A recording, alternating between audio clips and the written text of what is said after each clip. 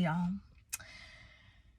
coming back with another video, and child, let's hope I can keep a straight face and not cry.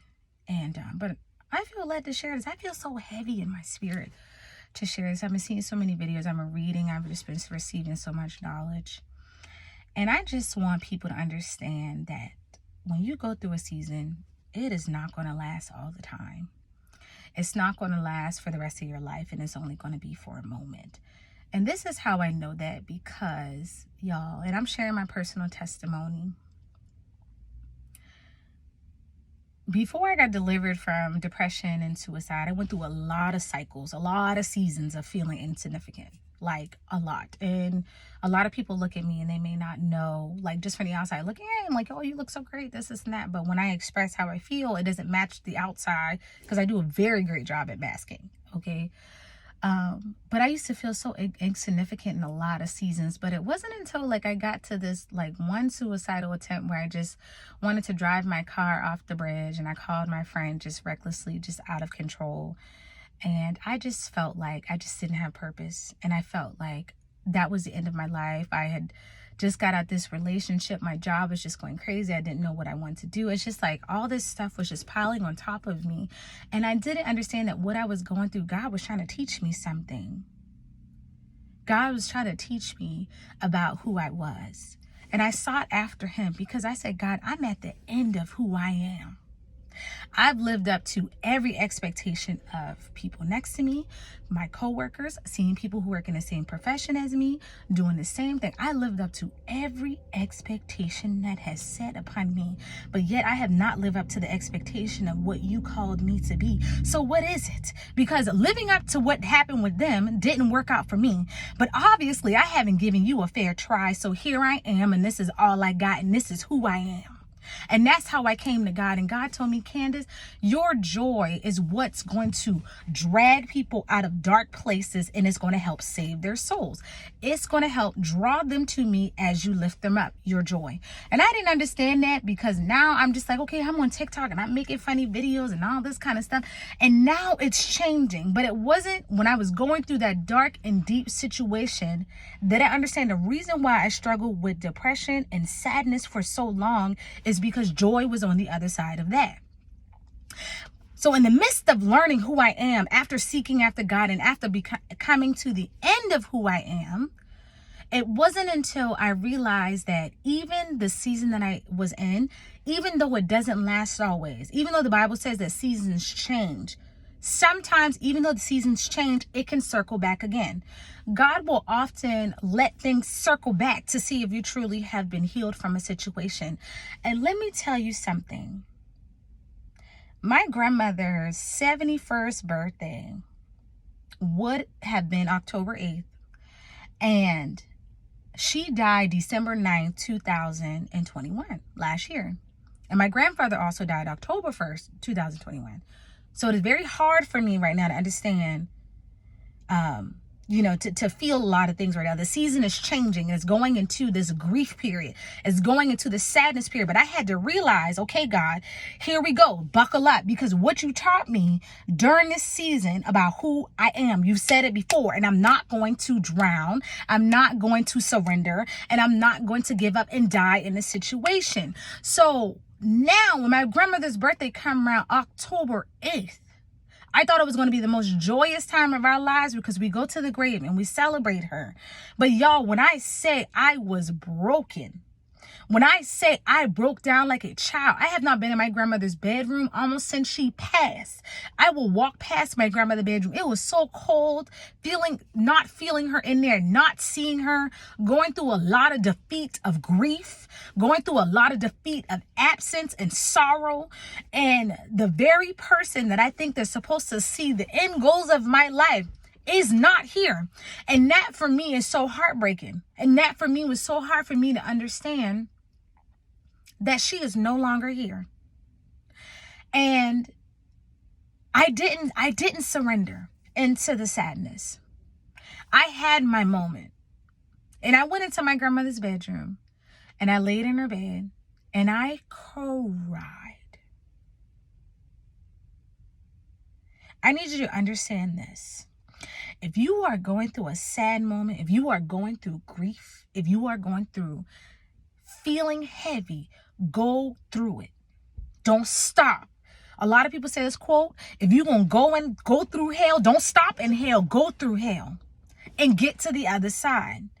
And what I did with my emotions, y'all, I sat in that room and I cried. I boo-hooed. I broke down. I felt like there was nothing left in me for the day. I even had a panic attack because I just felt so empty without her being here. And I'm like, God, I don't understand why you are recircling this thing again. And I felt so alone. I felt like nobody checked on me. Not even my closest friends even text me. Some of them did not text me. Okay? Didn't acknowledge. Okay? And I went through this situation and I felt so alone. And I sat in that room and I cried for almost an hour straight after we left the grave. And I told God how I truly felt. And God reminded me that it's just a season. That your heart, in order for you to truly understand joy, you have to understand what sorrow means. In order to truly understand, to be loved, sometimes you got to be abandoned. In order to truly understand some things, sometimes the opposite has to happen. And that's what happened with my purpose. I had to understand that my joy and what God has called me to be funny and silly and to be jokey and all that kind of stuff. I had to understand what sorrow, I had to understand what brokenness felt like first, so that I can truly operate in the opposite, so that when the season comes, I don't get stuck. When the season come, I don't feel swallowed. When the season come, I'm not drowning. When the season come, I feel the season, and when it change, I'm going to change too. So this is for anybody who may be struggling with a season. Learn the lesson now. Understand what you need for supplies now. Learn how to pray now. Learn how to speak to God now. Learn how to surrender yourself now. Don't wait until it circles around again and the seasons have changed and now you're happy again. And now you feel like life matters again. And then when it comes around, you're not prepared. Now is the season for you to own what it is that God is taking you through. Now is the season for you to grab the bull by the horns and ride this thing out. Because a lot of people commit suicide, and a lot of people end their lives because the enemy told them a lie. The enemy told them a lie. He made them believe that they may not matter, or it's just too much, and it's just too much pain, and they just can't take it, or it's just way too much for them to endure. But let me tell you something.